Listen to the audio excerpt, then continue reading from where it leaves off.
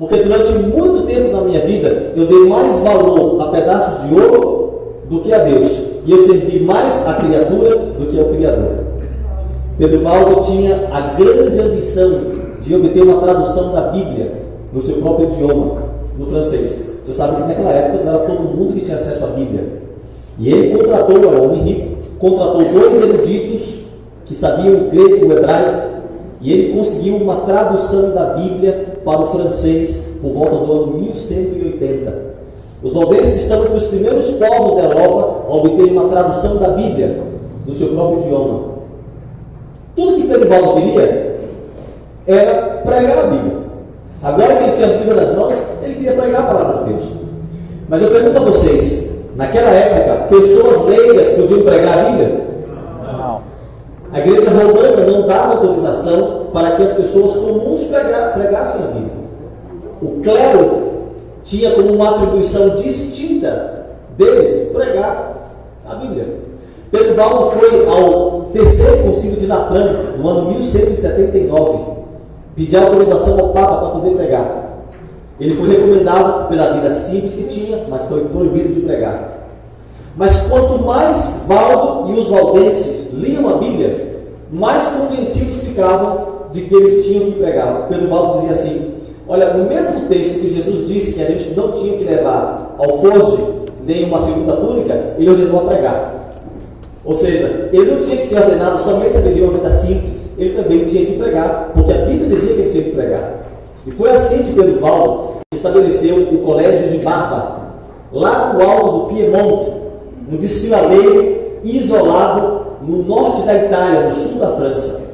Aqui eles estabeleceram esse colégio. Barba, na língua romani, que era a língua falada naquela região, significa tio. E esse era o título de respeito que era dado aos missionários valdenses. Irmãos, eles passavam aqui até 6 anos sendo treinados. E eles faziam 3 coisas nesse treinamento de 6 anos. Primeiro, eles aprendiam idiomas. Eles aprendiam o italiano, o latim e o romani, que era essa língua falada no centro da Europa naquela época. Segundo, eles aprendiam profissões, porque isso seria útil depois à pregação do Evangelho. E terceiro, eles memorizavam as Escrituras. Irmãos, não era incomum encontrar valdenses que conheciam livros inteiros da Bíblia de memória. Alguns inquisidores, perseguidores dos valdenses, diziam que era comum, ou melhor, não era incomum, talvez não fosse tão comum assim, mas não era incomum encontrar valdenses que sabiam todo o Novo Testamento de memória. Eu lembro que quando eu era criança, a minha mãe, com 6 anos, 5 anos, lembro que era criancinha, minha mãe fazia a Semana Santa na nossa casa e me colocava para recitar salmos, que ela me ensinava a memorizar. Ela tem 82 anos e ela conhece muitos salmos de memória. Era um hábito da igreja antigamente. A gente está perdendo um pouco disso. Nos nossos cultos jovens, nós tínhamos concurso, né? E nós estamos perdendo um pouco disso. Os valdenses memorizavam as Escrituras, conheciam, transcreviam as Escrituras e dali saíam para pregar o Evangelho. Irmãos, os valdenses saíram desses locais aqui para pregar o Evangelho em toda a Europa Central. Todo esse treinamento, os idiomas, a memorização dos textos bíblicos, as profissões, tudo isso tinha um propósito missionário. Eles tinham uma espécie de distrito pastoral e aí eles eram comissionados a visitar todos os lares desse local e espalhar a mensagem bíblica que eles conheciam nesses locais. E foi assim que os valdenses... desculpem, eu passei uma aqui mais rápido. E foi assim que os valdenses espalharam a mensagem bíblica em toda a região central da Europa. Foram a Espanha, a Grã-Bretanha, a Boêmia, a Polônia, a França, a Itália, toda a região central da Europa conheceu a mensagem do Evangelho. Eles saíram disfarçados de uma profissão secular. Uns vendiam objetos raros, como comerciantes. Eles vendiam peças de seda, pedras preciosas, tudo que era raro, difícil de encontrar, eles tinham e vendiam. Outros eram artesãos, faziam objetos que exigiam muita habilidade e as pessoas eram atraídas por isso. Vários deles eram comportores, eles levavam páginas da Bíblia que eles transcreviam escondidas das roupas e quando tinham oportunidade compartilhavam isso com as pessoas. Muitos eram médicos e cirurgiões, na verdade a maior parte deles eram médicos e cirurgiões. E outros ainda trabalhavam disfarçados daquilo que era apropriado. Eu li o registro de um perseguidor dos valdenses que dizia que, ele falou assim, conhecia um valdense que se disfarçava de diferentes ofícios. Em um local ele estava como peregrino, no outro ele estava como cirurgião, como médico, no outro ele estava como artesão, e assim eles iam se disfarçando para terem a chance de poder pregar o Evangelho, pregar a palavra de Deus. E assim como mencionei a vocês, toda essa região da Europa, França, Espanha, Inglaterra, Alemanha, Bulgária, Polônia, em toda a Europa, eles espalharam a mensagem bíblica. A pergunta é a seguinte: qual é a mensagem que eles pregavam? Porque eles passavam 6 anos sendo preparados para pregar. Eles viajavam no lombo de animais por toda a região central da Europa. Nós vamos ver que eles eram ameaçados, eles estavam sofrendo risco real de morte. E ainda assim saíam para pregar. Que mensagem era tão importante assim para ser pregada, que valia a pena tudo isso? Olha a mensagem que os valdenses pregavam. Eles começavam, irmãos, pregando a volta de Jesus. Amém. Eles tinham uma declaração de fé chamada a Nobre Lição. É como nós temos o Nisto Cremos, um poema onde eles recitavam todas as suas crenças. O primeiro parágrafo da Nobre Lição diz isso aqui: ó irmãos, vamos dar ouvidos à nobre lição, pois estamos próximos do fim do mundo. Já se passaram 1100 anos completos desde que foi escrito, porque estamos no tempo do fim.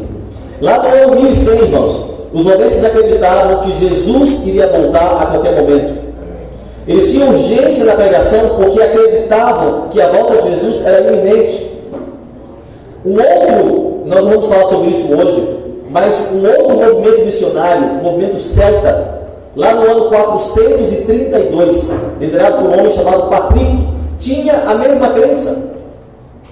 Patrick e os celtas criam que Jesus iria voltar a qualquer momento. Ele dizia assim: nós vimos e damos testemunho que o Evangelho já foi pregado até os confins do mundo, porque a Irlanda era considerada o fim do mundo. E eles criam que Jesus iria voltar a qualquer momento.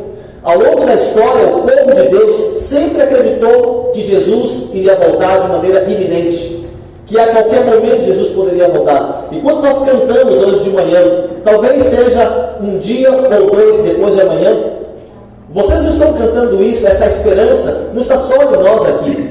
O povo de Deus, ao longo de todas as épocas, manteve firme essa esperança, a esperança na breve volta do Senhor Jesus. Os valdenses criam na volta de Jesus e acreditavam que Jesus iria voltar a qualquer momento. Por isso saíram para pregar. Eles criam os 10 mandamentos. Esse é o texto do Catequismo Valdense, escrito por volta do ano 1150. E eles diziam assim: pergunta, como você sabe que acredita em Deus? Resposta: assim, porque eu sei que tenho me dedicado à observância dos mandamentos de Deus. Pergunta, a quantos mandamentos de Deus? Resposta: 10, como aparece em Êxodo e Deuteronômio. Lá no ano 1160, os valdenses já estavam pregando a obediência à lei de Deus, aos 10 mandamentos da lei de Deus. Eles guardavam o sábado e pregavam a mensagem do sábado. Os perseguidores dos valdenses diziam: não são poucos os que de fato celebram o sábado, como os judeus. Nem todos os valdenses guardavam o sábado, especialmente os que viviam na região mais norte da Europa, na região da Boêmia, Alemanha. Esses guardavam o sábado. O estado dos mortos, olha como os valdenses acreditavam sobre o estado dos mortos. Eles diziam assim: Não faz sentido orar pelos mortos, assim como não faz sentido dar ração a um cavalo morto. Criam no estado inconsciente dos mortos, como nós cremos. Os valdenses criam no batismo consciente e por imersão. Olha o que eles diziam, os perseguidores dos valdenses. Os heréticos também afirmam que o batismo nas águas não tem qualquer proveito. Como é que eles eram batizados? Nas águas. O batismo nas águas não tem qualquer proveito, a menos que com a própria boca e em seu próprio coração a pessoa deseje esse sacramento, trazendo assim, junto com este erro, que o batismo de infantes não vale nada. Os valdenses não apenas não criam no batismo de infantes, como criam que o batismo deveria ser por imersão e deveria ser consciente. E as pessoas que aceitavam a mensagem deles eram rebatizadas. Assim os valdenses viviam e pregavam. Olha a declaração dos valdenses sobre a divindade, sobre Deus. Essa foi a declaração feita por Pedro Valdo lá em 1179, quando ele pediu autorização para pregar. Olha o que ele disse: eu, Pedro Valdo e todos os meus irmãos confessamos